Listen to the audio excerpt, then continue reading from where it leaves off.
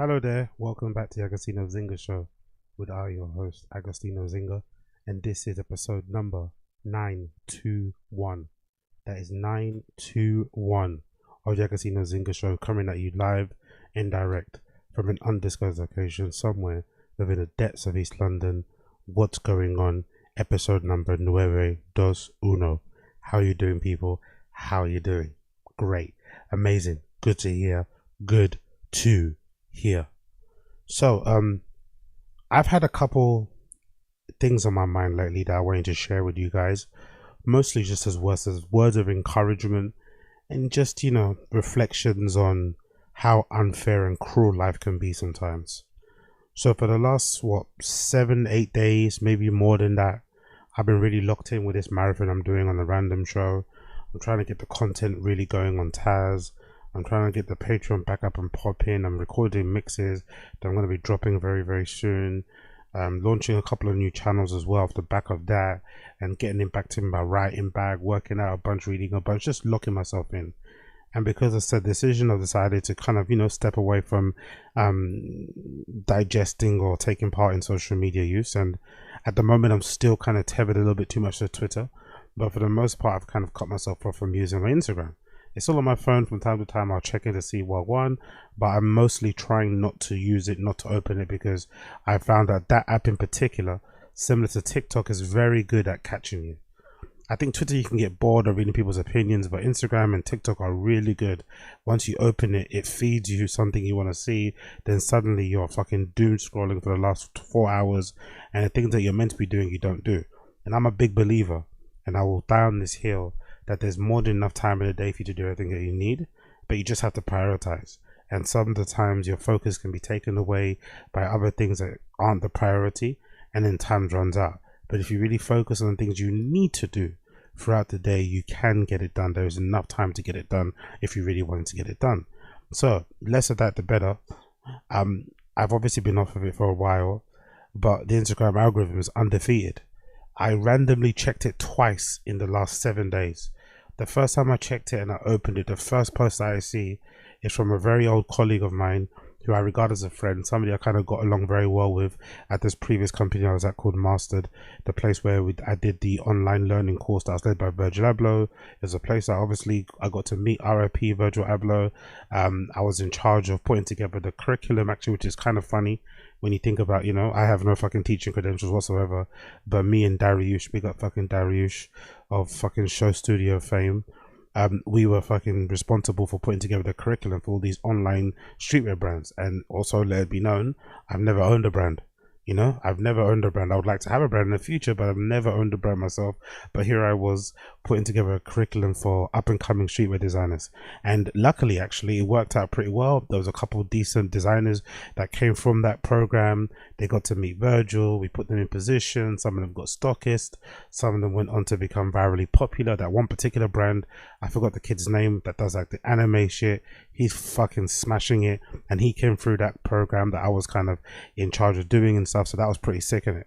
So I got to meet Virgil, that sort of stuff. And obviously in that time as well, it was a startup that I worked for Mastered. It was a bit booky, don't get me wrong. They had a flat hierarchy, right? Yeah, that's it. Hype Plan. Yeah, Hype Plan was one of the best successes. I've known that kid since he was a literal child. He's a grown-up man right now, doing his thing, so big up him. But yeah, we were basically in charge of reaching out to brands like that and getting them on board, which was pretty sick, to be honest, to say that you played a role directly in kind of getting him started. Because I'm pretty sure in the video where he does the consultancy, where he does the kind of review, I forgot what we called it. We called it something else, but there's a section of the program where you kind of got a chance to kind of meet Virgil, and we flew the Hypeline kid out. And the consultancy kind of face to face that he had with Virgil, I think Virgil was responsible for pivoting him towards the animated stuff. Before, his brand was a little bit all over the place, all these type of influences, but I think Virgil told him, hey, you should lock down on this anime shit. Like, this is your stuff. You know what you're doing when it comes to anime stuff. And since then, he's fucking gone on to do crazy well for himself. So big up him. But long story less long, I was working at that brand this company called Mastered. It was a weird place to work at, but I learned a lot. It was also the one place where I think it is. It was the one place where I had probably the highest salary I've ever earned was at Mastered. That was the highest salary I've ever earned. Do you want to know how much it was? 40,000. 40,000 was the highest salary I've ever earned in one job. 40k, and I thought I was balling. I thought I was balling so hard in that fucking job. I thought, yeah, I wasn't even at home. I was living by myself, I think, at that time. But one thing that I did learn from that job was that I didn't really want to have that job. Like, for the longest time, I'm sure some of you guys out there are the same. I kind of came up in the scene wanting to build my own brand, maybe start my own magazine, whatever, all this nonsense. And then eventually you're like, oh, I just want to have a cool job, right? Just kind of live life and have a cool job where you get to fly around the world and go to cool events. The cool job at the time when I was coming up that was very coveted was to be like some sort of marketing person. At the time, the one that everyone wanted was to be a part of the Nike Energy marketing team. And I'm not sure if that's still around now, but I remember back in the day, the energy marketing team for Nike was like the cool division. That was like the thing that they do to reach out to influencers, cultural events, music stuff, like whatever else involved art. That was all to do with the Nike Energy, and obviously collaborations too, all underneath that umbrella. I think at the time, maybe not now, but at the time, the person that was kind of overseeing all that sort of stuff was Fraser Cook. Long time kind of like London streetwear legend guy who used to be a part of Hideout, who now I think still works for Nike. I'm not too sure, but I'm sure he lives in Japan. But he was kind of like leading that sort of charge. And obviously before, when I kind of got into the scene, the person that was in that role was A-Side, the guy that kind of got me involved with 1948. And then afterwards, when he left, this other dude called Ronadroy got involved and he led the thing. I'm not too sure where he's at. I've not seen him in years, but he was in doing that thing as well. So anyway, whatever. Long story short, when I had that job, it was decent enough, but it also let me know that I didn't really want that job, you know, because cool as that job was, it was still a job. Because I remember there was one particular time where I had to fly from like LA to New York to Berlin back to London again in the space of like 4 days to do like panel discussions, to meet people, you know, just working basically. I was on the like, and you know, at that time I think that was also around the time where Virgil was known for like using planes like Ubers, right? And there was that whole thing about, you know, I think Heron Preston put out a t-shirt about being an influencer, was it about influencer Olympics or influencer worldwide tour or something? Like there was a big thing about everyone wanting to be on planes and wanting to be booked and busy and be what's that thing called, be able to kind of, you know, do your own thing sort of thing, right? And then when I eventually got a chance to do it, I realized that it was just another job. As cool and sexy as it was, that I got to kind of carry around a fucking MacBook Air under my fucking arm, and I got to fucking expense stuff on a card, I got to stay in nice hotels, I got to use good car service, I got to go to fashion shows and all that malarkey. It was still a job, you know? You still had to kind of clock in and clock out. It didn't really matter who the job was. Fair enough, I got a lot of free stuff, and I got to go to a lot of cool events, and by default, going to cool events, people suck you off, which is a weird but sometimes a good feeling, to go into a room and have people suck you off because they feel like they need something from you, even though they don't know you, even though you don't know them. They don't know if you're a dickhead or not a dickhead, but because they know you got a cool job and you can possibly help them in whatever they want to do, they end up sucking you off. It's a kind of a weird feeling. It sometimes can feel quite cool, but it sometimes can feel very uneasy to see like a grown-up, especially when that person's older than you, trying really hard to be your friend. It can feel really weird when they try really hard to be your friend. So after a while, I wasn't really a fan of it, so I kind of let it go. And then obviously I realized, you know, I kind of just want to do my own thing because cool jobs in the end are still jobs. Anyway, long story less long, I'm still blabbering here. During this role, I met this really cool dude who was really like, you know, sometimes when like you're coming up in the scene, you sometimes get, your focus kind of gets distracted by people who maybe, I don't know, maybe they lucked out. Maybe they just, yeah, maybe they lucked out in terms of like getting in the scene at a certain time. Maybe they come from rich parents, so you can sometimes feel like, oh man, I'm so far behind, right? But I met this guy and I felt like he was like me, but he was just grinded and grafted to get a position that he was in, and he was a little bit more mature, and he had kind of a good head on his shoulders. And I think at the time that we were there, he was already engaged, looking to get married. He's thinking about buying a house, so he was kind of in the scene with a cool job. I think at that time, I don't know what he was doing. Was it graphic design? I forgot what he was doing exactly, but he had a cool job. He had skills. I think he was good at coding as well, but he just knew how to like do the other life stuff well as well. So he wasn't just focused on that. So long story less long, he ended up settling down with his missus. They ended up having a kid. and then they get a really nice crib somewhere in Hackney, like a very, very nice house somewhere in Hackney or East London. I forgot exactly where it is.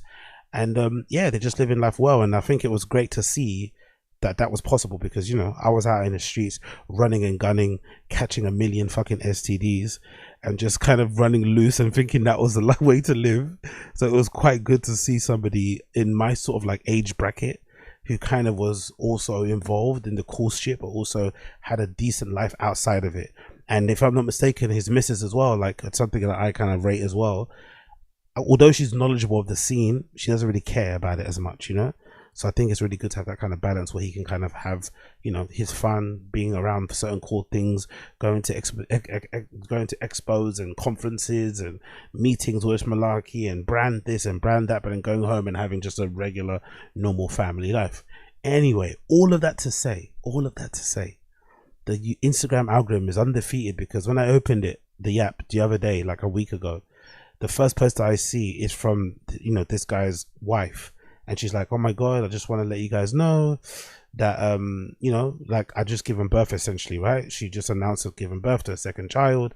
And she put together a slideshow of these really cool pictures, adorable, of her holding the baby in the hospital bed. My friend, the guy, holding the baby as well.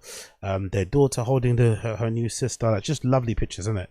So I liked the picture, left a nice little comment and kept it moving. And then the other day, like 2 days ago, I opened my app again, and I see another post from the same girl. This time she's like talking into a camera, and she's like, hey guys, just want to say, and usually I don't really play, I'm sure some of you guys are the same, usually I don't put the sound on when it comes to Instagram Reels. I just kind of keep on scrolling. This time around I saw her face. I said, hold on, I don't usually see her face talking to the camera, so I thought, let me just listen to her. So I listened to her, and she's like, hey guys, just want to let you guys know that the other day I felt a lump, and I got it checked out, and unfortunately I've been diagnosed with breast cancer. And you're like, what?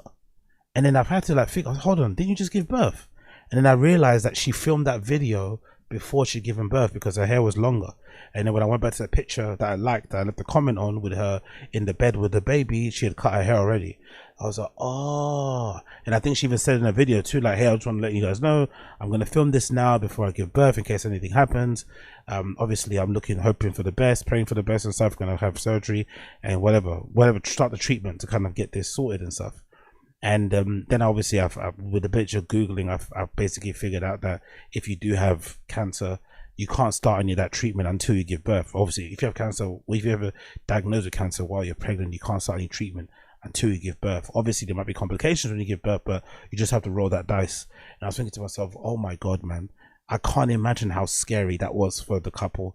I can't imagine how scary it was for the extended family and friends to go through that situation, knowing full well that this lady has fucking breast cancer and she's like 9 months pregnant, about to fucking pop.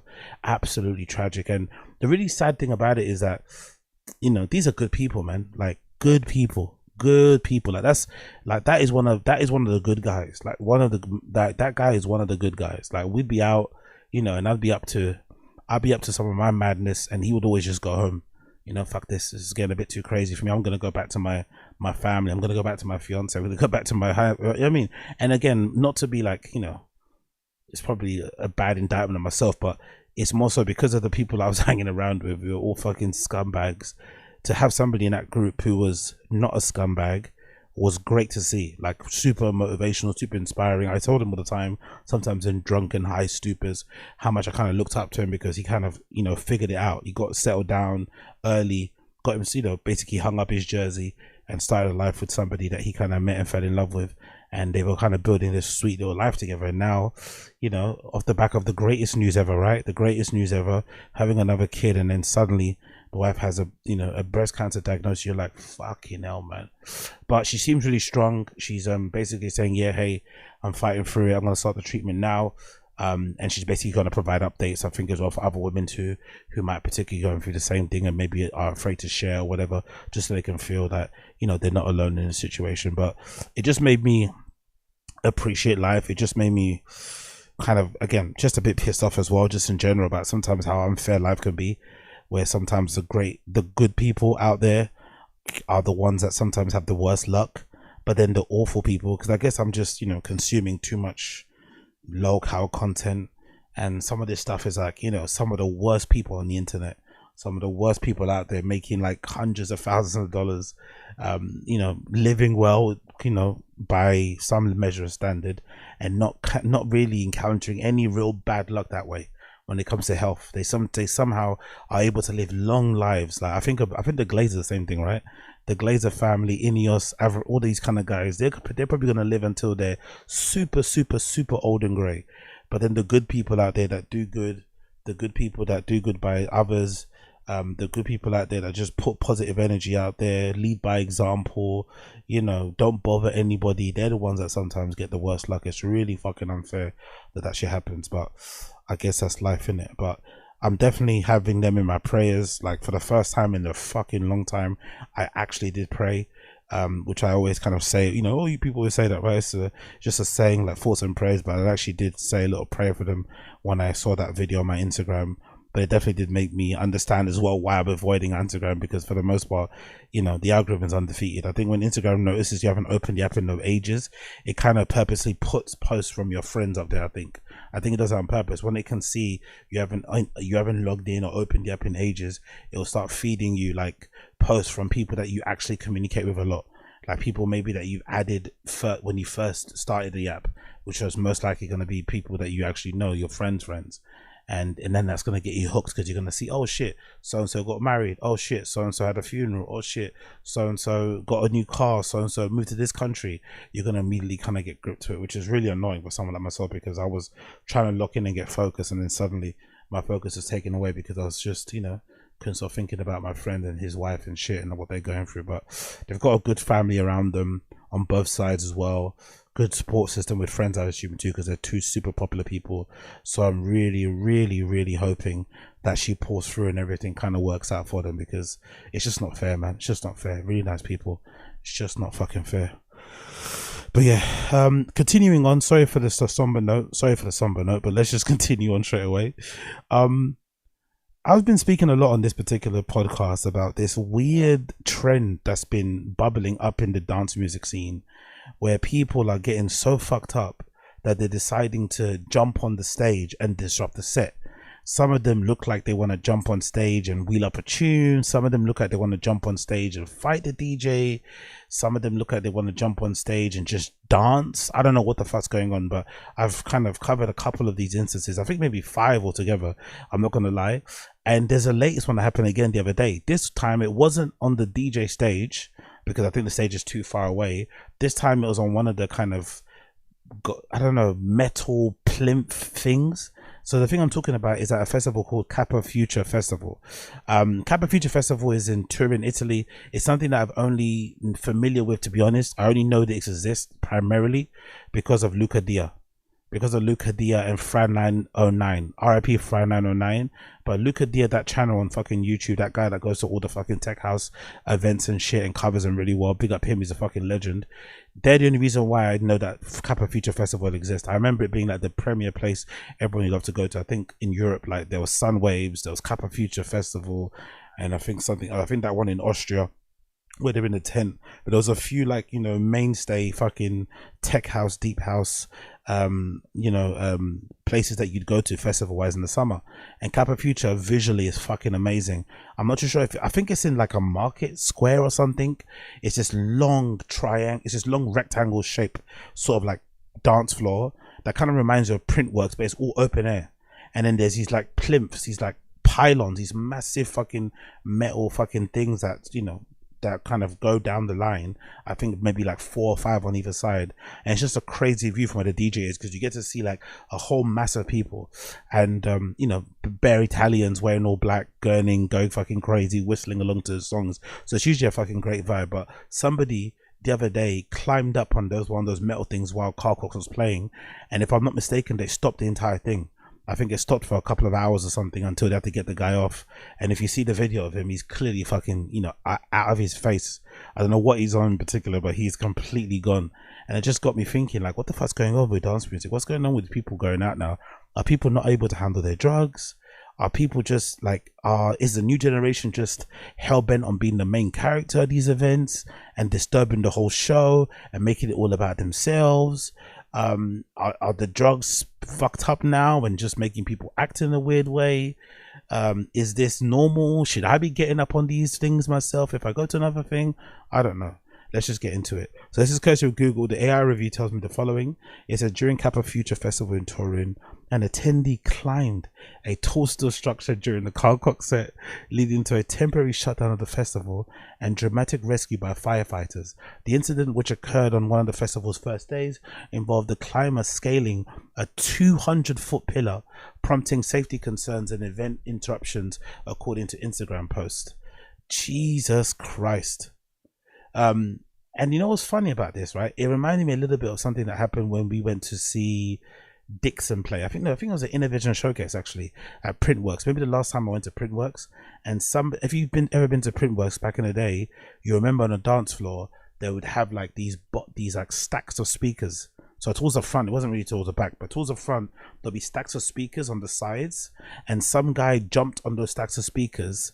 And if I'm not mistaken, he jumped on the top and then scaled next to one of the side balcony mezzanine things. And then I guess eventually eventually they dragged him up the mezzanine and then dragged him out of the fucking club. Like, look at they beat him up a little bit. But I remember he stood on top of those fucking stacks of speakers dancing. And if you've ever been to Printworks, you know those speakers they're not the most stable. He was dancing on top of those speakers. Oh, I take it back. He did a handstand as well.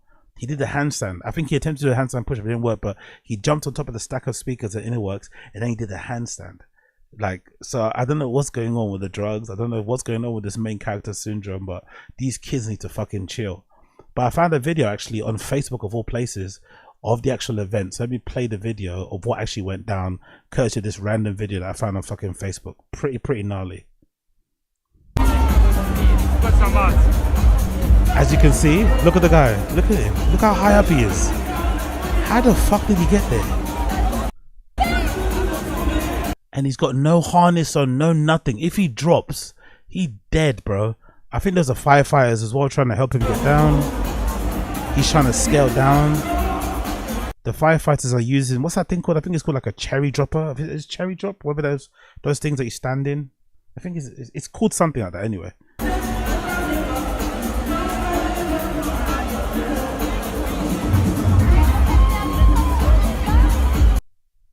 That's it. Big up Jordan Ray. It's a cherry picker. Big up Jordan Ray.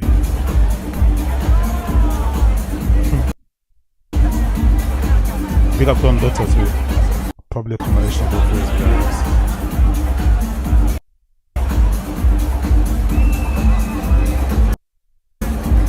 Wow. For fuck's sake, what's going on?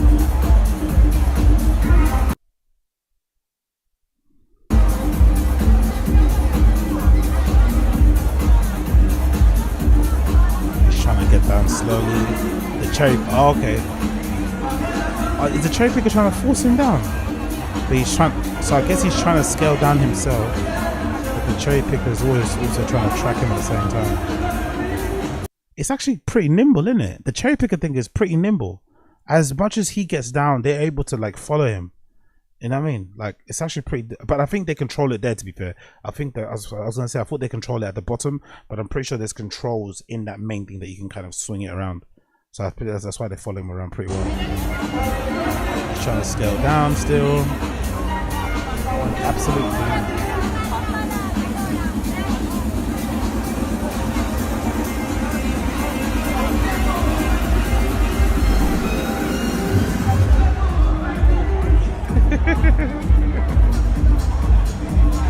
He's actually getting down really well, to be fair.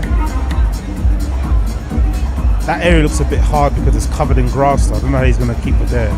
He might slip. Okay, now I think okay, now they're dragging him down. Okay, now they're dragging him down. Oh shit, they're actually restraining him. It doesn't look like they're helping him down in a nice way. Looks like they're restraining him like in an aggressive way, police way. Okay, so he finally got taken down. So that's the clip there. There's another couple of clips I'm going to show you courtesy of Instagram that I found too. There's another one of him scaling down as he comes down. Can you see how big? Look at that. Can you see that view? Of course, the fucking Karlkox is fucking playing, innit? Of course, it's fucking Karl fucking Cox, innit? He has to be the one fucking playing. Look at him. Look how high up he was. Holy shit. Absolutely crazy guy. So that was him there. There's another video here of him right at the top. Look at that. I don't know. I'm trying to think of what set. Oh, you know what I was thinking actually? What set would make me want to do that? What set would make me want to climb up a 200-foot steel structure and go right to the top with no harness, no nothing? I think probably DJ Harvey, you know. If I saw DJ Harvey perform, that might make me want to do that. Maybe if I saw like 20, let's say pre-2019 Gerdie Hansen, because now he's not the same DJ, but pre-2019 Gerdie Hansen might make me want to do that. DJ Harvey might make me want to do that. Ricardo Villalobos now. If I got to see him play, I don't know, somewhere near. If imagine if Ricardo Villalobos played that fucking Fold one day, right? Which probably could happen, but imagine if Ricardo Villalobos played an extended set of Fold and he was off his face, just slamming the tunes. That would make me want to jump on the roof. I'm not gonna lie. I might jump on the roof and go fucking crazy if Ricardo Villalobos is playing that Fold sometime. And here's another video too of somebody else, of another video, another angle. Look at that. Look at that. Look how crazy that looks. I'm the highest in the room. That's a good song, by the way. Look at him. What an absolute goon. That's an amazing picture, by the way. It's a fucking amazing picture, but what an absolute psycho. You know what's really good about this as well? This is the perfect place for this to happen, because the Italians are some of the best raving fans I've ever seen in my life. They might come close to rivaling UK people when it comes to festivals and enjoying. Italians know how to enjoy dance music / electronic music well. They are such good company. I personally love them. I know the Germans don't like them too much. The Berliners are a little bit snobby when it comes to the Italians and the Spanish and shit. But I honestly love the Italians. They are so fucking hyped. They love dance music. They're obsessed with it the way that, you know, I'd say we're obsessed with it here in the UK. They read all the interviews. They check all the fucking EPs. They fucking are liking all the posts. They're playing the music. They're mixing themselves. They're raving themselves. They're putting on rave. Like there's a big, like I forgot who the DJ was, but there's a pretty sick circuit that exists out there in Italy as well, actually, once you get kind of going in terms of playing at certain clubs. I know certain DJs don't like to play there, but there's a sick little circuit of these small little provincial towns that you could go to where they have really good little scenes. There's one particular place that I forgot the name of it. It might be near where the team Atalanta plays or something. I think it's around there. It's because maybe it's an S or something. They've got like a really cool club scene there. So I love the Italians, honestly. When I go to house raves or when I go to like deep house raves and stuff, if there's a bunch of Italians there, it's always a good time. It's fucking amazing hearing them singing singing the bass line of a song that has no fucking lyrics on it, going fucking crazy, whistling, going nuts. Always big groups of people, big hugs. You know, they're always fucking very generous with the fucking multivitamins, inviting you for drinks, wanting to hear your opinion on this one, on this thing. Like one time I got into a really long conversation with some guy in the toilet, Italian dude in fabric, talking about Ricardo Villalobos and his sets and stuff and how many times he's been to see him and da-da-da-da and Raresh and all these people. It's like, oh, honestly, I love Italians when they go to raves, man. They're fucking fun. They are really fun. And this guy, I bet you, is fun too. This is a good afters guest. This is that meme. You know that meme that exists that people say, oh yeah, can I bring my friend to the afters? He's really, really cool. And then the guy, here's the friend, you know? Can I bring my friend? He's proper chill. That's a friend. That's a proper chill friend. He does look kind of chill there though, to be fair. He does look kind of chill there. So big up, oh, so was it Mal P? So this post is saying it was Mal P. The Google AI thing is saying it was Carl Cox was playing. Either between Carl Cox and Mal P, that gives you an idea of what fucking Kappa Futur is about, innit? Carl Cox and Mal P playing on the same lineup is fucking random as fuck. But I also love it. But I also freaking love everything about it. Talking about things I love, big up my guy. Big up my guy. Big up my guy Interracial Sex, right? Also known as, what is it, MOMA PS5 or whatever his fucking DJ name is. By the way, figure out one name, my friend. If you're watching this after the fact, figure out a name. Stick with it, please. But my guy Interracial Sex, aka MOMA PS5, made this really funny post on Instagram that made me fucking laugh. It made me think, oh shit. So I guess I kind of know Azealia Banks through other people. So randomly, Azealia Banks posted on her Twitter, I really, really want to do a podcast and have wanted to for years, but no one will help me do it, which is loser behavior, to be fair, because I'm a big believer in, never asking people for help with these type of things. You don't need anyone to help you do anything. You just go ahead and fucking do it. That's basically what you do. You don't need anybody to help you out. You just go ahead and fucking do it. Especially with podcasts, like when I first started, I was doing mine using a fucking dictaphone, digital dictaphone thing, like a Sony thing that journalists use to record press conferences and interviews and shit. And I'd record my voice on that. Then I'd fucking chuck that shit onto fucking onto some sort of audio app. I think I was using Audacity at that time. I don't even think I was using GarageBand. I think I was using Audacity, and I'd clip that and upload that onto a fucking whatever podcasting site, server shit. So you don't actually need anyone to help you. It's super easy to do. You can just talk into your phone and basically convert that video into an MP3 and chuck it onto YouTube, and Bob's your uncle, you got a podcast. So I don't even think you need any help. But regardless, you needed some help. And then my guy Interracial Sex, aka MOMA PS5, decided to quote tweet and share some information regarding Azealia Banks's failed podcast project, which is interesting because I've always thought like Azealia Banks is a very opinionated, a very hot takey person, right, with no filter. She would be great for a pod.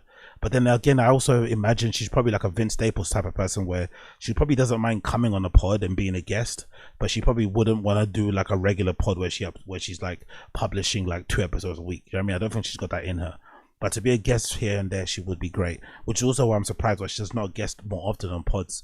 I thought she was going to be a guest on Red Scare like properly one time, but I think after all the shit she said about Anna, she kind of went in on Anna Cashin from Red Scare. I don't think she's going to be on there anytime soon. But anyway, regardless, Interracial Sex, aka MOMA PS5, explains why that podcast project failed. He quote tweets her and says, so basically we were gonna do a podcast, but she was racist as fuck to my Persian producer friend and editor team, then had an episode and tried to physically assault me with a family-sized bottle of sriracha sauce because I wouldn't have sex with you. That's a weird sentence, by the way, but yeah, I get what he means. It's cool though, he says at the bottom, I'm gonna tell the story on my own podcast, MOMA PS5. Just give me like 2 days. It's crazy our story. And this completely makes sense. Like lately, Azealia Banks has been on a mad one.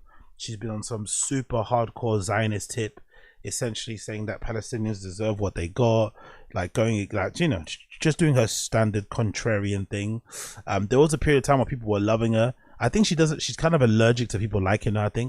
I forgot where it was, but I think on the timeline people were really liking what she was saying, and I think she didn't enjoy all the kind of love that she was getting on social media. So she thought, you know what, let me upset everybody by saying fuck Palestine, long live Israel, and everyone kind of got mad at her once again. So now she's kind of slunked off, and I think because of some of her rants, she actually got taken off a couple of festivals. Actually, she's not been booked. I think she got taken off a couple of festivals in Europe, which is kind of sad for her because I think part of her move to Europe, because I think she lives in Sweden now, was because of the festivals. She was going to have a really booked and busy summer festival season out here in Europe, but because of her rants online, on Twitter especially, those gigs are all fucking gone now.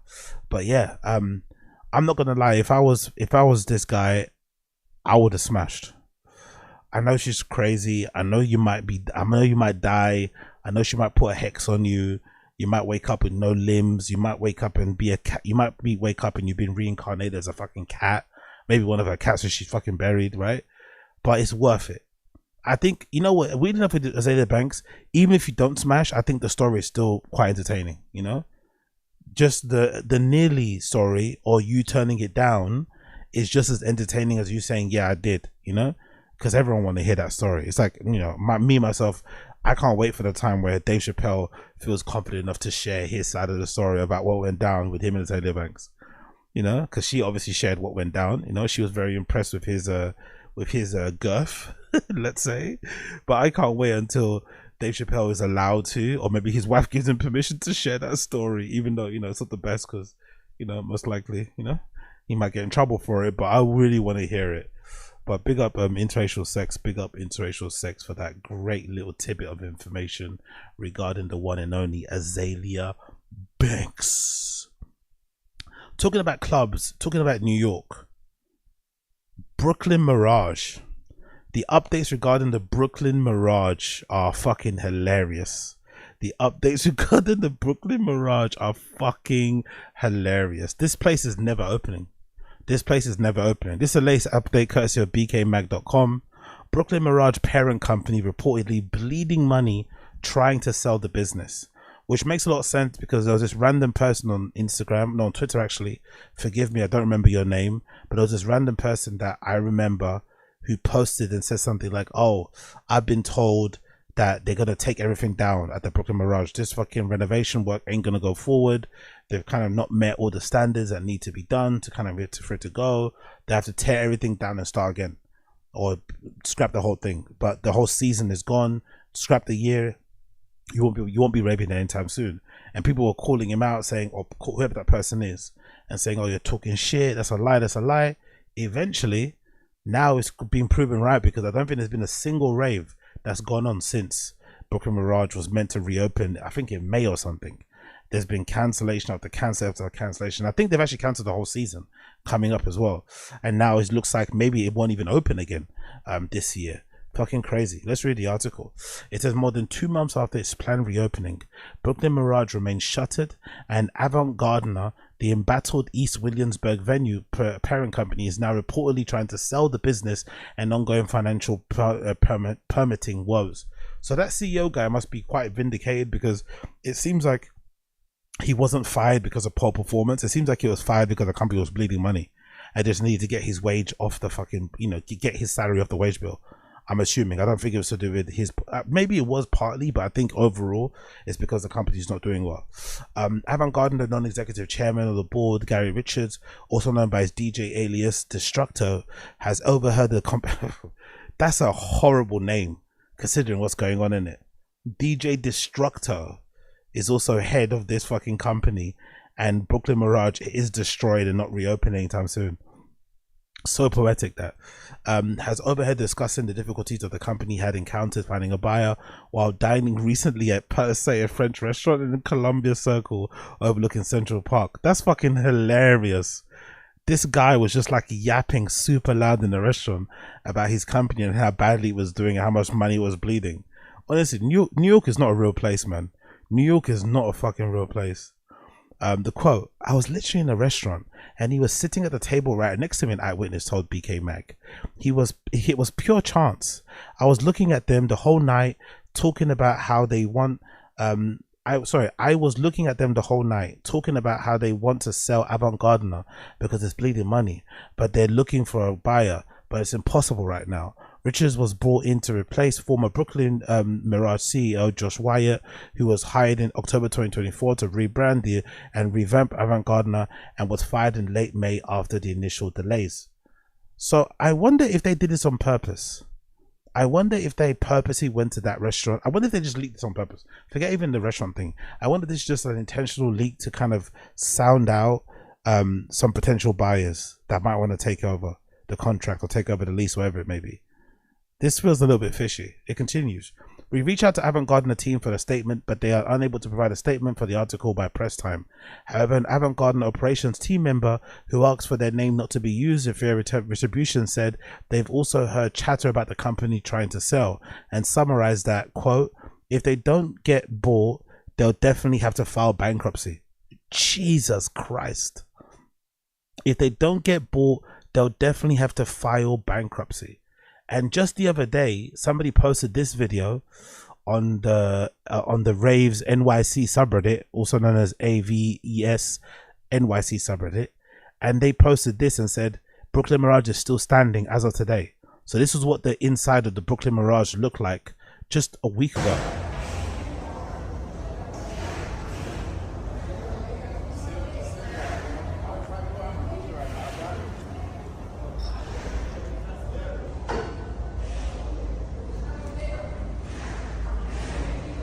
So it looks like the building works are continuing. They're trying to do a thing. It's slowly but surely looking like the fucking things that we saw online, the fucking renderings. but I guess it wasn't soon enough. And this is the person I mentioned. Big up this person called Dak. Who they called? Dak Liner. Big up Dak Liner. This is on the 20th of June. The 20th of June, this person tweeted and said, LMFAO, Brooklyn Mirage got ordered to tear everything down. My source is the grapevine, and the grapevine is never wrong. So this was on the 20th, and already now people are talking about overhearing the CEO saying they want to file bankruptcy or find a new buyer. So it's looking likely, you know, the rumors and the chat around is pretty much true. The company, so it continues here, quote, the company is so broke that certain employees are missing months of back pay and they're not paying any holiday incentive wages. As far as speculation goes, for me, this summer is a wash, the insider said. Yeah, so I don't know. I've been in that situation before where like the company you're working for is bankrupt or is not doing well. So that means you're not getting paid on time, but you're also so broke and so desperate of a job that you can't leave. So you basically stay hoping they figure out the finances so you can get paid. But then the more you stay, the more you're working without getting paid. You know, it's such a fucking stressful situation. I hate when that shit happens. Like I always think that's one of the worst things as a company to do to your employees, people like helping build whatever you're doing, to not pay them on time. I think if you're unable to pay them on time, or you don't have enough runway to pay them for, you know, a prolonged period of time, just let people know ahead of time. It's gonna hurt. People might spit feathers at you and throw a strop, but it's much better than places I've been at where the CEO founder will bury their head in the sand, hope things just change miraculously by itself, and then when it doesn't and it's time for you to get paid, suddenly there's an issue and they go missing.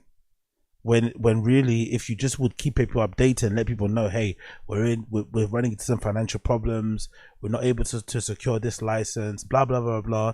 Keep people updated along the way. You know, don't say everything, but some milestone updates.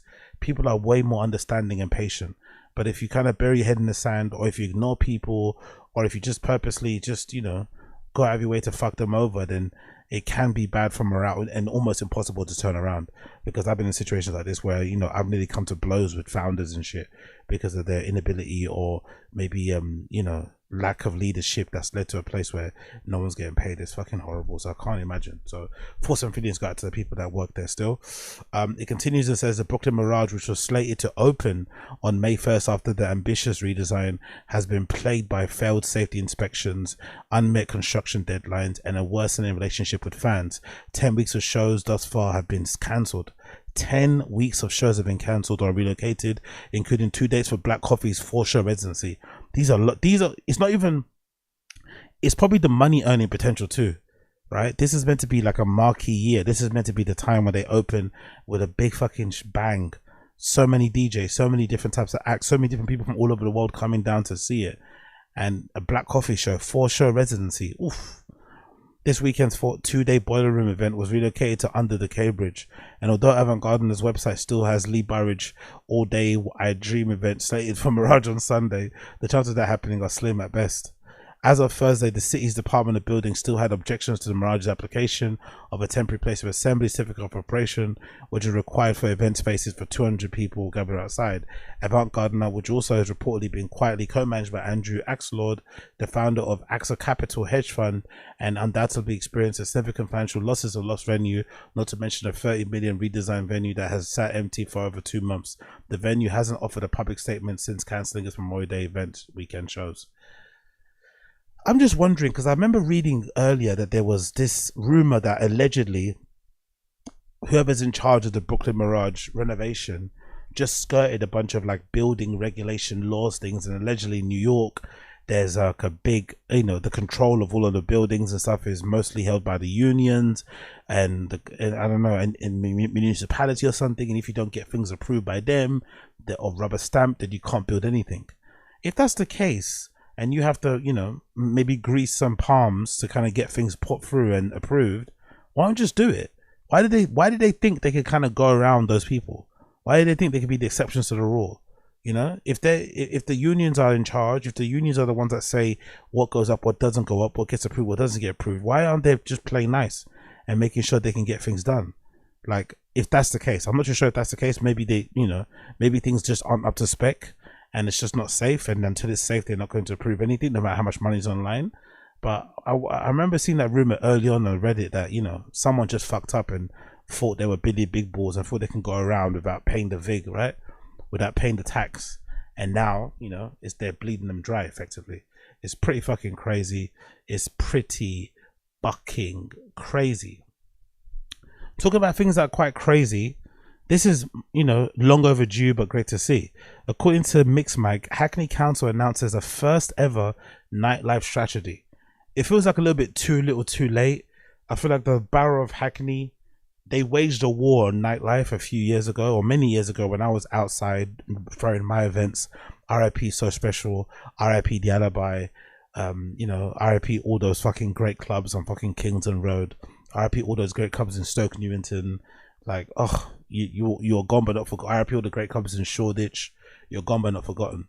And I think a lot of those places died a slow death because, you know, Hackney Council essentially didn't like what that area was turning into. And they did a really good job of essentially gutting all the clubs from that strip and just turning that strip into one long strip of fucking restaurants. Funny enough, these restaurants also sometimes hire DJs.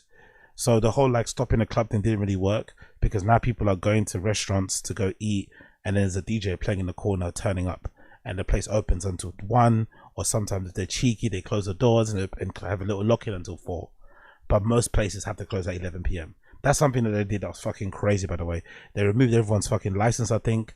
I think if you had to throw an event, you had to get a special license, and I think most clubs were only allowed to open until 11, which basically meant that all clubs had to close. And for me personally, I understand how it must be for a local resident. I get how if you lived in an area like that and suddenly all these clubs are sprouting around you in a quasi-residential area, I get how stressful and annoying it must be. But what I hate about these type of things is that there's never any compromise. There's never any middle ground. It's always just the council siding with the residents. There's never any, okay, cool, residents are not happy about it. We're a club, we're aiming to open until 6. We've consulted with the local residents, and now we've come to an agreement that maybe Monday to fucking Thursday we close at 2, and then Saturday to Sunday we close at 4, 6. You know, come to some sort of compromise. They don't do that. As soon as someone complains, and this is what happened at that fucking park during the festivals in the summer. One neighbor complained. One person raised raised up a grievance about the fucking festivals, and that turned into the entire festivals being cancelled for a temporary amount of time. But still, it shows you the kind of weight and the outsized influence some of these residents have on these sort of things. So I'd love it if there was more consideration, more conversation around these type of things. Maybe an idea to make everybody kind of live and cohabit around each other, because, you know, part of London is the nightlife scene. It contributes a lot to the fucking overall GDP of this fucking shit ass city. So to kind of try to eradicate it completely just isn't going to work. You have to kind of meet each other in the middle. So let's read the article. It says as follows. Hackney Council has unveiled plans for the first ever nightlife strategy, included improved safety, welfare and inclusivity programs across the borough. In an announcement shared on June 27th, the council confirmed details of its Good Evening Hackney strategy, created to help promote Hackney as a nightlife destination and improve standards for local businesses in the area. According to the statement in Hackney, Hackney is London's busiest nightlife borough. It's crazy because there's not a lot of places that are open late. So it's, despite it not having not a lot of places that are open late or open at all, it's still one of the most busiest areas. Crazy. Drawing more visitors after 5 p.m. than any other in the capital, with Saturday evenings busier than the daytime. Jesus Christ. In what was described as a cornerstone of its nighttime strategy, the council has already begun rolling out welfare provisions in Shoreditch, with stalls staffed by council enforcement teams offering clubbers free water, phone charging, contraception and safety advice. Okay, I ain't mad at that. I ain't mad at all. This is like an upgrade on the street pastors, right? An upgrade on those type of people who walk around and kind of help people out. I quite like that. The council also plans to offer late night punters in the borough unique QR codes to attach to their phones, which helps them to prevent phone thefts and allow police to track their stolen devices. To help visitors remain safe at night, the council plans to launch a Hackney Nights map, which will offer information on night transport, safer routes, public transport, and other important safety landmarks. By the way, none of this includes having the clubs open longer or open overall. They gutted that whole entire borough, man. Where's the fucking clubs, man? Reopen the clubs. Give the kids a place to fucking hang out instead of going to fucking warehouses or booking Airbnbs or raving in parks. Like, Jesus Christ, man. Within its Hackney Nights map, the new strategy will also allow venues in the borough to sign up for accreditation and receive staff training, as well as the advice on spiking prevention and noise reduction, with the aim to prevent closures and complaints in Hackney. Venues in Shoreditch are also set to be offered outdoor drinking and dining until midnight, after the area was granted 100,000 by Mayor of London as part of Sadiq Khan's Summer Streets Fund. Okay, again, still nothing about nightlife. The councillor Suzanne Fajan Thomas, cabinet member for the Community and Safety Regular Service, said this new nighttime strategy is vital in balancing these opportunities and challenges. It aims to ensure that local residents and businesses are the first to benefit from Hackney's evenings economy and the borough stays safe. But it's also acknowledging that Hackney can't stay at the cutting edge of standing still. We know that how people choose to spend their time and money is changing, and we want Hackney to remain a go-to station for the change. This doesn't say anything about the nightlife scene, to be fair. It just seems like a way to make sure people get home safely. That also means you get them off the streets. If you have these people patrolling, or it's almost like these are street security, street welfare team. They're making sure everyone's okay so they can hurry up and get the fuck home. Because what happens in Hackney, especially, which I think is good, but they know in England we're fucking backwards. I think what they don't like is the lingering. They don't like the lingering. They don't want people lingering on the high street. They don't want people lingering in front of the Tesco Express. They don't want people lingering around the cash machines, taking out money to go buy their multivitamins. They don't want to have people lingering on street corners next to the fucking Nando's, next to the fucking Dalston Junction station, Shoreditch station, Kingsland station. They want people to just go in clubs and just go home. That's what they want. They want the streets to be clear by a certain time. And I just don't think it's fucking normal or nice. And I think one way you could kind of alleviate that is by just having the clubs open longer. Makes people stay in there longer so they're not out on the streets as much. Or, but that thinking doesn't really work here in the UK. So we have to kind of make do with these fucking stupid initiatives. But I guess it's a start.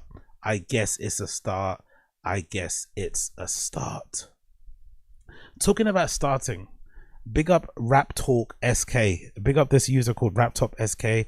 I follow him on Twitter. He kind of does a lot of content regarding hip-hop shit. Young kid who kind of interviews people. I think he also has a TikTok, and just speaks about rap stuff in general. He was in Europe doing a bit of a tour, hanging out, feeling the scene. Maybe he's going to some festivals, I'm not too sure. But he happened to be in Berlin. And again, this is a hip-hop kid, right? From America. So he goes to Berlin, which, isn't known for its hip-hop clubs. Most of the clubs there are known for playing dance music, electronic music, aka techno for the most part, right? That's their pop music over there, at least. And he wrote this on Twitter that fucking made me laugh so hard. raptalksk on Twitter. Bro, we dead ass can't get into clubs in Berlin because we Americans, I'm actually crying. Crying face emoji, times 3.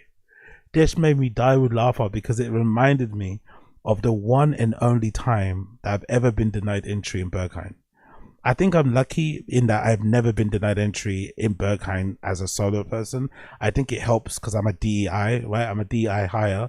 I think they kind of feel bad to kind of, say to one solo black guy by himself, hey, you can't come in, right? So I think that kind of helps the situation. It also kind of helps as well that I've been there a few times and people recognize me. I'm not too sure, but regardless, the one time I didn't get in was when randomly that particular year when I went to Berlin, that particular year was the same year that these guys who I guess you consider them friends, people that I went to fucking sixth form with, right, aka college, they were there at the same time. And these are like, I'll say they're lads. They're guys I used to play football with on Sundays. They had a team. Actually, that was kind of fun. I don't know why I stopped doing that, actually. Maybe they stopped calling me. I'm not sure. But they used to play football. They said they used to have an 11-a-side. No, they used to have a 5-a-side team, sorry. A 5-a-side team that we'd meet and play at the AstroTurf's pitches in Mile End, I think. One of those places, which was kind of fun. And I kind of, again, knew them from college times. And I randomly bumped into them in Berlin, which always happens, right? For whatever reason, whenever I'm out there, I randomly bump into people from London that I know. So I bump into them And I think at that time, that was also in the beginning when I was kind of starting the channel and talking about Berghain and shit. So I think they were also excited to kind of experience it with me because they heard me speak about it in the pod, but they were also fans of Berghain, etc. So because they knew quite a lot about the music, you know. We eventually agreed to meet up to go Berghain, and when we went, obviously we didn't get in as a group. I think we rocked up on like a Sunday in the afternoon. It was really empty. We queued up and they instantly didn't want to let us in. And I instantly kind of was like, wow, shit, like this is what it feels like to be on the other side when you're like with a group of like lads from London and you're just being yourselves, and they're like, nah, not tonight, mate, not ever, actually. And we were so high that day, which I think also that doesn't help. I think we were proper loud in the queue, which you're not meant to do in the Berghain queue. As soon as you get to the fucking concrete blocks, maybe as soon as you get to the fucking steel barriers, right, the little snake barriers, you instantly go quiet. You're not meant to talk. You're meant to instantly just like close your mouth. You're not allowed to talk. So the fact that we started talking and were loud probably didn't help our situation.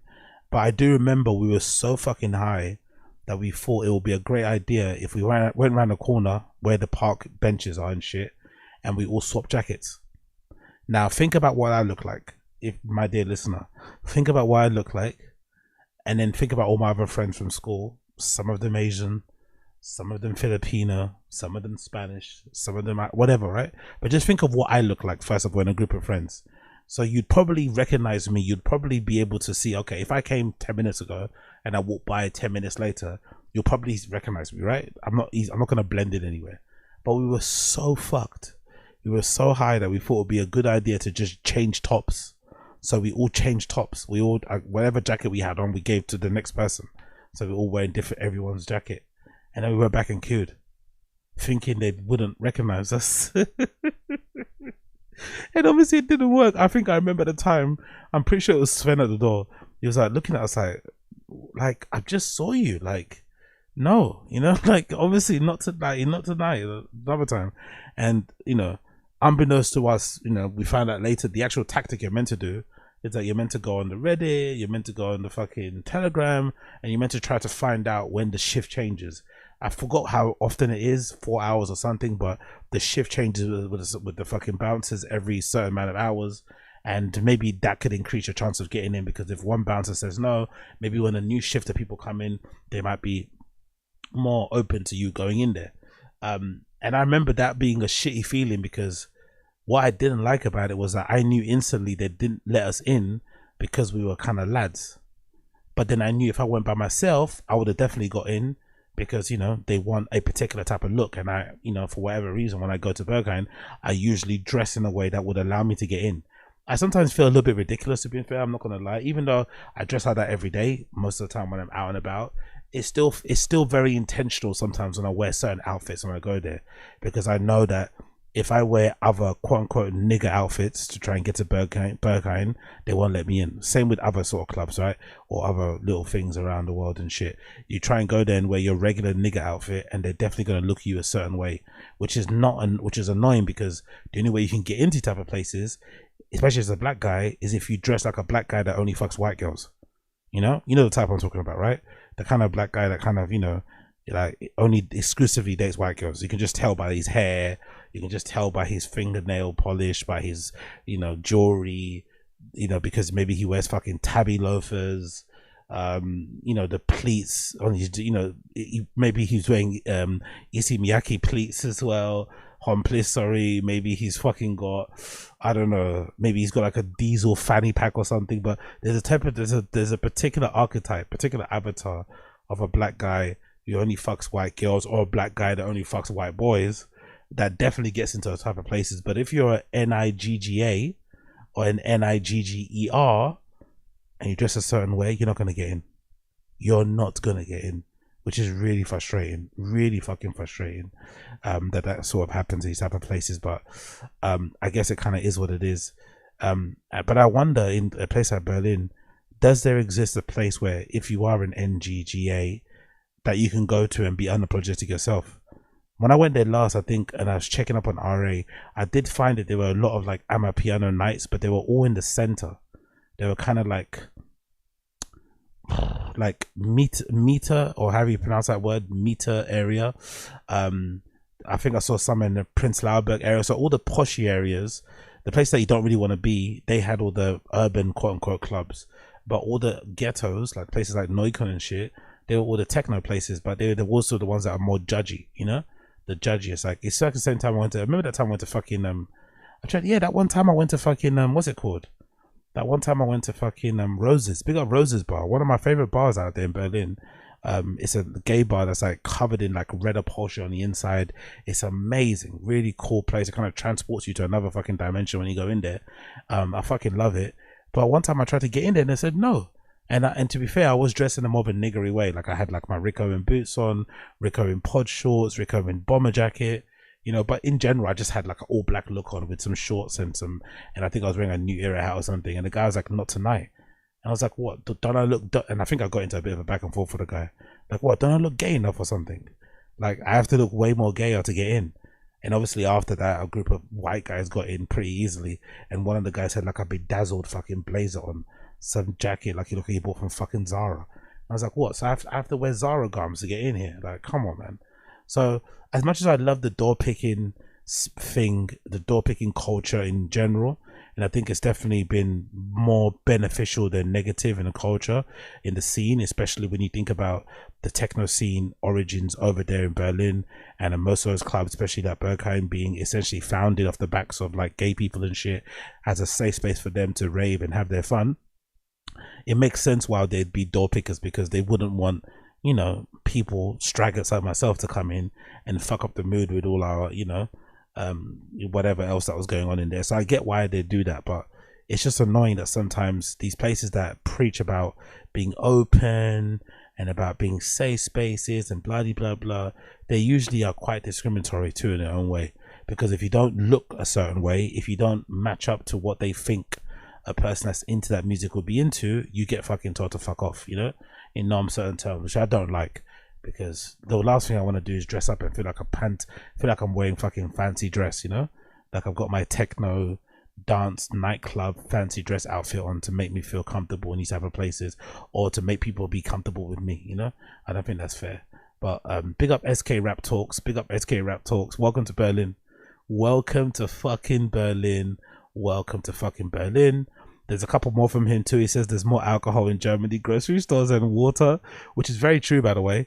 I think if you go to a River, which is the main supermarket that I go to, if I'm usually out there for like a weekend, I'll get an Airbnb, maybe around that area, right? Let's say that Cottbus Hotel, Alexanderplatz, Hermannplatz, fucking Neukölln area, and there's usually Rivers around there, or a little. But Rivers especially, I think it's spelled RIWA.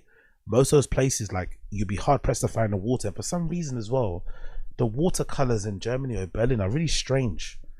Like, I don't know, I forgot what color still water is, but I think sparkling might be like pink. So there's these bottles that's got like green, blue, and like pink color, but it's hard to discern what's sparkling, what isn't, what's mineral water, what isn't. It's all fucking all over the place. But if you go to a River, you'll find a section where they sell beers. They sell them by the crate, like they sell them by the milk crate, but you can't find the same amount of water by the milk crate, you know. You can find fucking beer by the milk crate, but not water by the milk crate. But to be fair to them, I don't know if it's because of the hops or the wheat or the barley or whatever, but I've never had better beer in my life than Berlin. The only place that was comparable beer wise was Prague. Prague beer was fucking delicious, and it was super cheap. I think you go to restaurants, you buy a pint for like £1 or something. But when it comes to like Eastern Europe or places, you know, not Eastern Europe, like, you know, Western Europe, I guess, places you can find really easily, Berlin probably has the best beer, especially for supermarkets and stuff. So, you know, maybe as for that trip, don't bother with the water, just fucking drink the beer, fuck the water. And then another one from SK, he says Europeans dead ass don't have AC, bro. And we don't have any AC. We don't believe in AC. AC doesn't exist. AC is not real. So big up Rap Talk AC. And then I also decided to quickly check out this account. Big up Nacht Club Berlin. It's a really sick Instagram account where this person, I think it's a woman, she basically interviews a bunch of Berliners and gets their thoughts and opinions on certain things. And it's usually really funny and kind of cringy because, you know, Berlin people are like that, right? They're funny and cringy and they take themselves way too seriously. So I quickly went to check to see kind of what the vibe is, right? So let me this is just a vibe check. I've proper vibe check to see what's going on. So let me see what I'll go on with the Berlin scene. Let me click a random one. Which one should I click? Let me click a random one. Let's go here. Let's go to this guy here. Let's go to this guy. He looks kind of interesting. Let's see what this guy's saying. I would like to see in our gay community more love, compassion, and appreciation towards each other. And when we connect with each other on a much deeper level, human ones, and not only in bed, but as human beings. What's your favorite word? Just the mid nipple twist is fucking hilarious. Look at the comments as well. 2 very strong points. I fucking love it. Look at the Instagram comments. Honestly, the random nipple twist is fucking sensational. Big up this guy. What's his name? Dimitri. Big up Dimitri. In German. Arschlocher. I would like to see in our... Yeah, big up a homeless cat. Yeah, we're going to be starting in about 20 minutes, my friend. 20 minutes, I'm going to switch over to random show. Don't worry, I'll be there. So that was that one. Let's go to another person randomly. Let's check this girl out. Let's see what she's saying. Freedom for me is a state of mind, because if we conditionate the freedom to the body, it can be very limited. And for example, when we are using our imagination, we can create abstraction in many possibilities. We can even do astral projection. If we are not happy where we are, we can just read a book that takes us somewhere, or we just imagine that we are manifesting a life somewhere else. So freedom also takes us where we want to go. There is no limits for the imagination. There is no limits for the creativity. Freedom for... Okay, I guess so. Don't really know what she's talking about there, but I was thinking actually, as you were speaking, Berlin's kind of one of those places where you have to kind of go at a certain age, certain time in your life, at a certain age. But I'm also wondering, maybe like, I think in the future actually, especially once this channel and stuff gets popping, I think what I might end up doing, just for like as an experiment, just for like a prolonged period of time, because I think nowadays, I think because they're not in the EU anymore, I can only stay there like without having a visa for like 90 days or 60 days. I don't know which one it is, but I think I might do that next time, you know. Once I get my fucking situation sorted, my money up, I think I may do like an extended 30-day marathon over there and just book a place for 30 days, stream all the time, go out all the time, record the stuff, do IRL streams, you know, obviously stream on here all the time as well, and see what I'll go on. That might be a good little thing to do for the 30 days, or maybe not do 30, maybe don't do every day, because I'm sure I'll probably get too fucked up and miss a day, but do like IRL streams when I go there. Do you know what I mean? And stay for a prolonged period of time and kind of see what it's about, because I'm curious to see what it might be like to live there. Although I would not like to live there because it's just too much going on. I kind of like the detachment. I kind of like being in the scene, but not in the scene. It'll be interesting to see what these guys are like day to day, you know, how they kind of act, how they go on. Like, does a Monday feel like a Monday in Berlin, or does a Monday just feel like a Thursday, you know? I'm curious to see what'll go on for that place. Let's just do a couple more. Let's do this lady here. Let's see what she's saying. Growing up in a cult had me believe for a really long time that the evil, that the devil is like almost like an outside force that has power over myself. And it took me a long time to actually fall into the understanding that if there is evil, it is actually something that speaks through the human factor and like our egoic selves. So it's gonna whisper in your language and in your tone, and through this comes also the big emphasis on returning to practices that cultivate awareness, because you need to really refine your awareness in order to have the discernment when the voice speaking through your own ear is yours, when it's your highest self speaking on, or when it's something else that should maybe have less space in your inner world. Okay, very deep. Again, this kind of reminds me of some of the best conversations I've had in toilet cubicles in clubs, from Club Divisionaire to Watergate to Berghain itself to Same Heads to fucking Paloma. Like I've had some of the best toilet conversations with these people, so it does make sense why they like this. It does make sense why they fucking like this. Let's do another one. Let's do this guy. Don't do ketamine. I've been sober now since 1 year, and if I can, then I would never want to go back to my old self. And before you click away and think, oh, here's another hippie-ish video, try to tell me not to take ketamine. Yes, don't take ketamine. It's the best thing ever. I mean, you know, just like many other...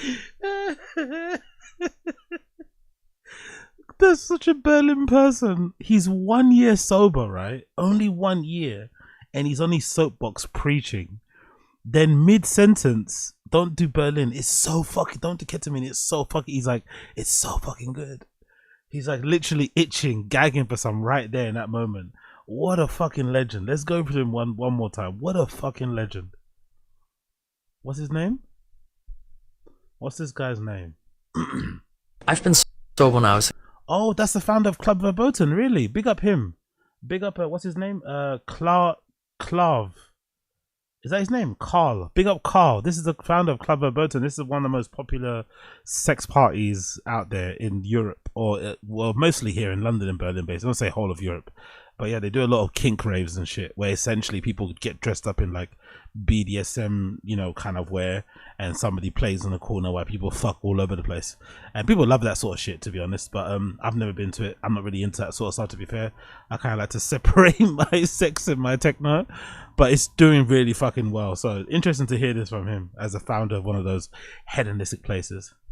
Since 1 year, and if I can, then I would never want to go back to my old self. And before you click away and think, oh, here's another hippie-ish video, try to tell me not to take ketamine. Yes, don't take ketamine. It's the best thing ever.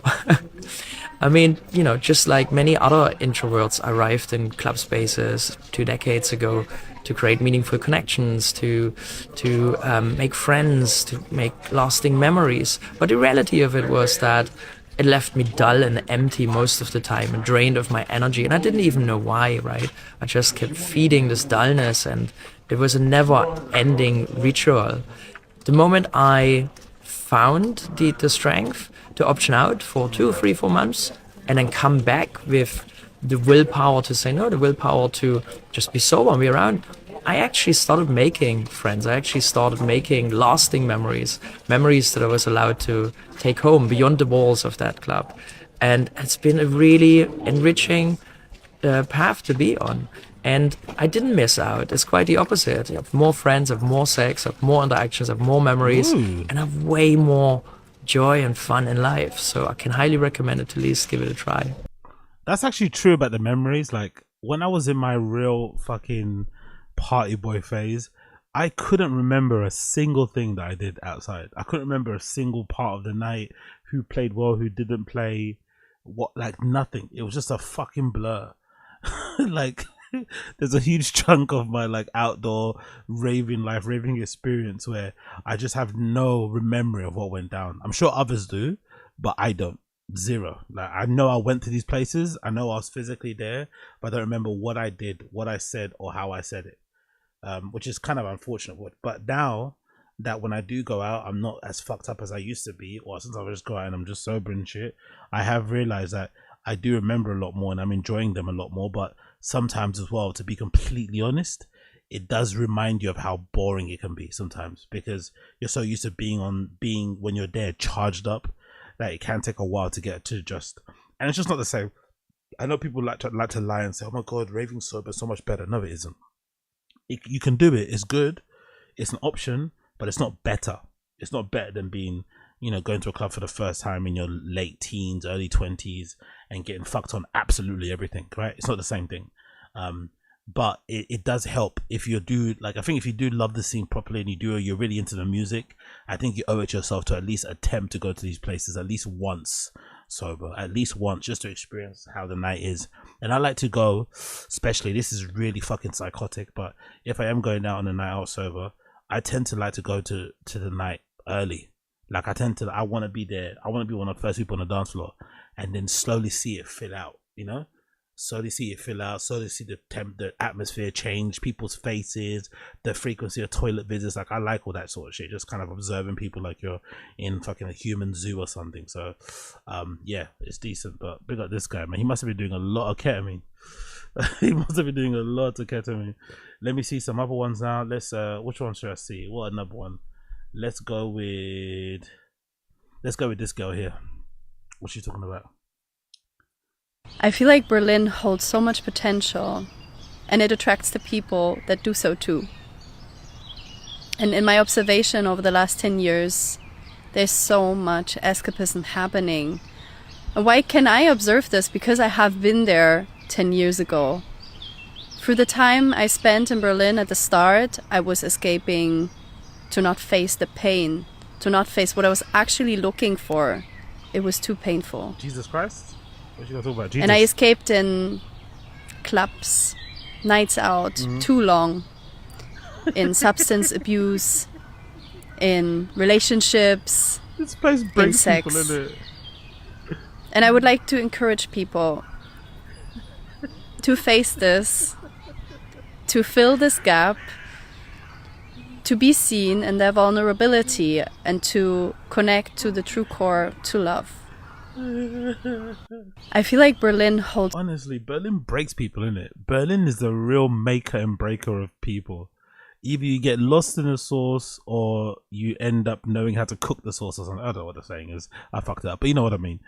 Like, god damn, man.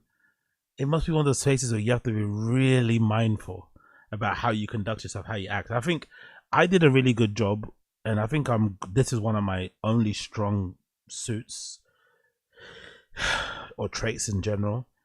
I'm pretty self-aware. Like, you know, I've got a pretty good handle on who I am and what I'm about. So I think I did a good thing of like making sure that I just didn't move there early. When I was really into Berghain, I was into Berlin and the whole scene, I was obsessed with it. I wouldn't stop fucking talking about it to anybody that would listen, especially on this fucking pod. That moment where I probably should have gone, I didn't go. And I didn't go because I think deep down I knew I couldn't handle it. I knew if I went there, I probably would have died. So I did the right thing by staying here and, you know, experiencing it from time to time. You know, that one year I went 6 times a year and shit. I kind of got the bug of my system really early. And also when you go as well, you realize that, you know, you can never replicate the first couple of times you go. You can never replicate the first time you go to Sisyphos. You can never replicate the first time you have a beer in fucking Mao Park or something, right? That those first times are those first times. And you know, you don't want to keep tracing the dragon. But then you also realize that, you know, people out there, like, they take raving seriously. They take taking drugs seriously. They take drinking seriously. And I'm just not that serious about it. Like, I'm serious about the music. I'm serious about DJing. But I'm not serious about that hedonistic escapism side of it. It's not that deep for me. You know, I enjoy it, don't get me wrong, but it's not like the be all and end all.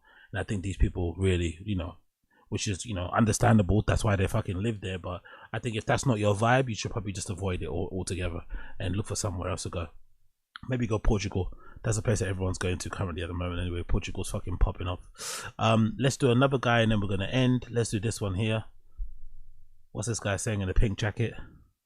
Lunchbox candy is not just a party, it's an energy transmission.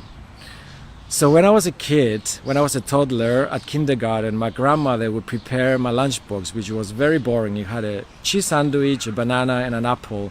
And I would be so jealous with all the other kids' lunchboxes. I had chocolate and sweets and all the fancy stuff. And that's really a metaphor as a queer kid feeling left out, feeling like the black sheep or the pink sheep, being bullied and outcasted. So I wanted to create this environment and give everyone else the candy. There we have Lunchbox Candy, which is a space where we hold with so much love for all a community to come and express themselves unapologetically, to be fully seen, to be held, celebrated, enjoy, and shine the light and catalyze the shadow and the darkness. And this is really what we're aiming for in the city, and hopefully this is the message that comes across. To be fair, that sounds beautiful. I'm not gonna lie.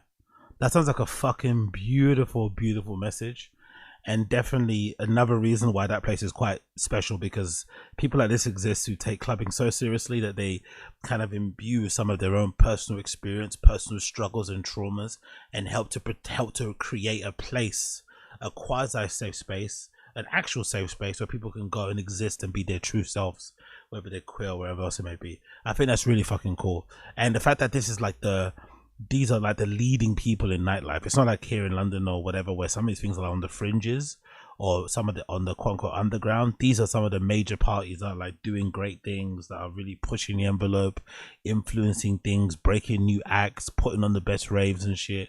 It's kind of cool to see. So big up this guy. What's his name? Stephanos. Big up Stephanos from, what's this party called? Lunchbox Candy. What's Lunchbox Candy? I've never heard of Lunchbox Candy. Lunchbox Candy is like a rave but cuter. There's a Ket Gala happening on the 26th actually in Aden. Nice to hear. Ket Gala on the 26th. Do they have any videos of the events, or is it no pictures allowed? Sugar free Lunchbox Candy. There's another one happening. There's got another event happening on the 20th, and they've got another happening on. They also do sober raves too. There's a sugar free event happening on the 19th. Let's actually check out their page. Do they have any videos and shit of the events? Nope. No, love, go to chat right now. I'm at the Ket Gala. Yeah, yes, the Ket Gala. Darling, it's fabulous. All the kids are here. Yep, third cubicle on the left. Of course it'll be fat, love, you know me. All right, darling, chatting, cheers. I love this. The Ket Gala is a good name. Candy. The Ket Gala. We're returning to Whole Festival to take over the. Okay, they're going to be at Whole Festival too. Big up them. Nice to see. What else have they got here? Amsterdam.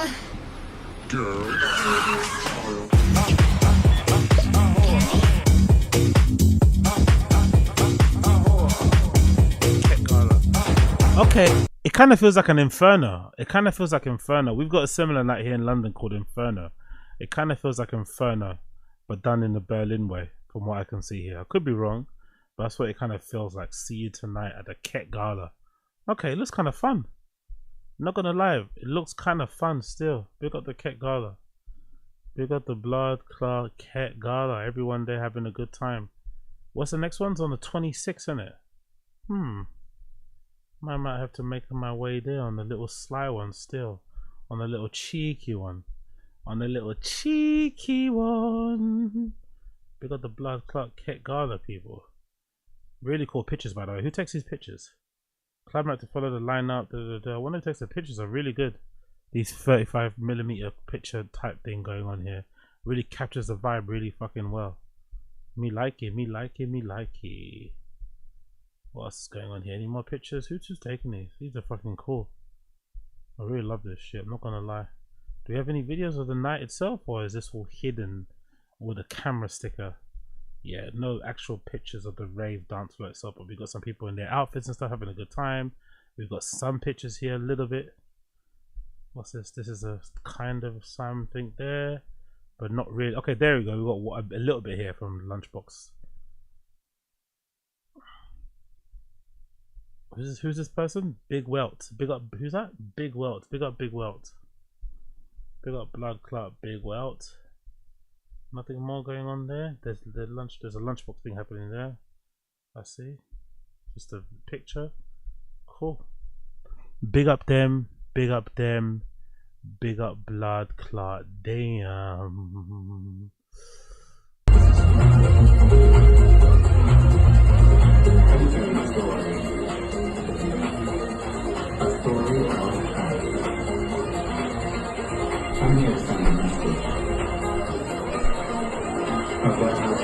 Okay, cool. Well, big up them.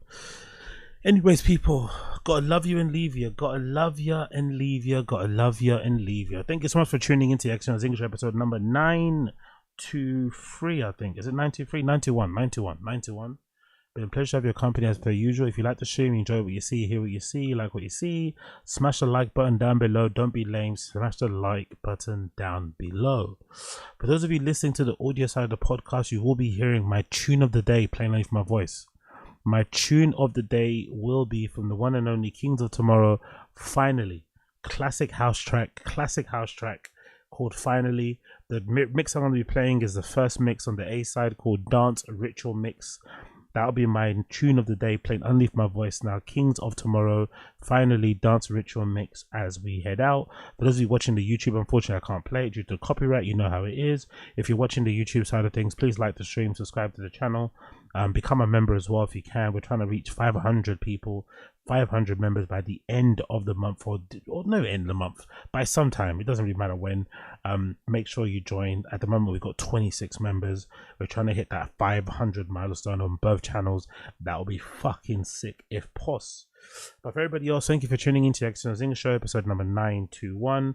922 will be happening again tomorrow, so keep an eye out for that one. But for now, take care, be safe, and I'll see you guys again very soon. Those of you watching live, please stay ahead. We're going to go straight over to the Random Show channel. But everybody else, take care, be safe. Peace.